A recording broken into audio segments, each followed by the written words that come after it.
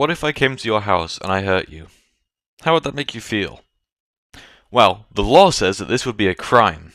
Now you may be wondering, oh my god, you've lost your marbles, what are you on about? A crime is obviously an act or an omission that goes against the written laws. This video shouldn't even exist. Disliked, reported. And to that I say, you are wrong and incorrect and wrong. Crime is the idea that something is illegal. But what if I told you that illegality is a myth? To do something illegal, it has to have been written as a law first. Now who makes those laws? People.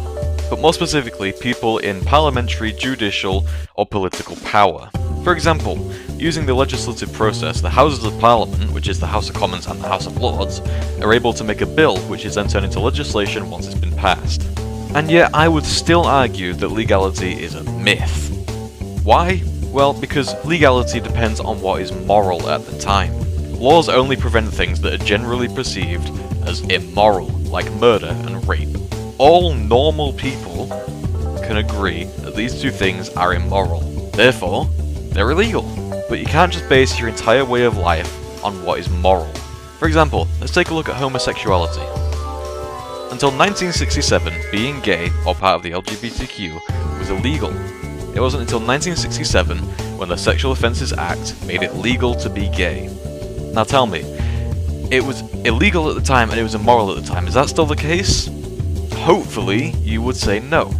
Hopefully now you would say that being gay is fine, it's moral. Who cares? This shows that what is legal and law and criminal is based off of what is moral at the time. In 2007, a man called Robert Rayner said that there is a huge cultural variation across space and time in what is counted as criminal. But why does it matter if laws are based on morality? Why is that a bad thing? Looking at who makes these subjective morality-based laws, we can see there's a few big issues. For example, if a Prime Minister in the United Kingdom suddenly decides that he and his entire party hate transgender people, they could try and pass a law that would affect them directly based on what they perceive as moral. This is obviously a bad thing because it targets particular groups of people based on what one person's morality is. Last thing I want to say, is crime a social construct? Yeah, kinda. It could be and has been argued that crimes are only created because we create laws to stop crimes. In 1933, two people called Michael and Adler made a quote. They said, "If crime is merely an instance of conduct which is prescribed by criminal case, it follows that criminal law is the formal case of crime." This essentially means that if we only create laws on what is morally correct at the time, then maybe it's the laws that create crime and criminals, not the actual crime themselves. For example, smoking. Smoking isn't illegal right now, but some people consider it immoral. If smoking were to be made illegal currently, then it wouldn't be the immoral act of smoking that would be illegal, it would be the law that made it illegal. Basically, more laws equals more crimes, which equals more criminals. So what can we do about it? Well, nothing, really.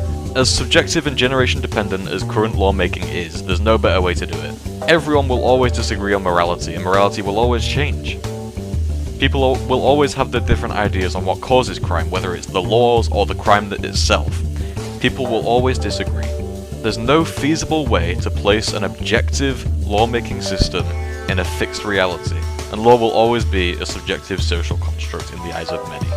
A very smart bloke in the field of criminology once said, "Criminologists, like other criminal justice actors, have largely accepted a definition of crime as a result of law."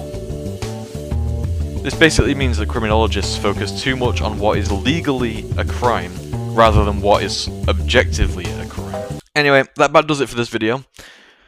I thought I'd do this at the end rather than the beginning because it would have slowed down the beginning. This is a channel where I am uploading little tidbits of my Criminology and Psychology bachelor's degree course.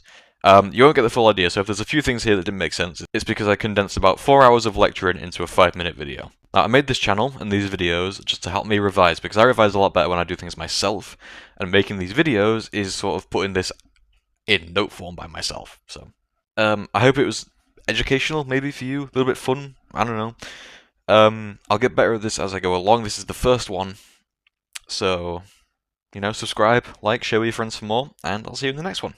Bye.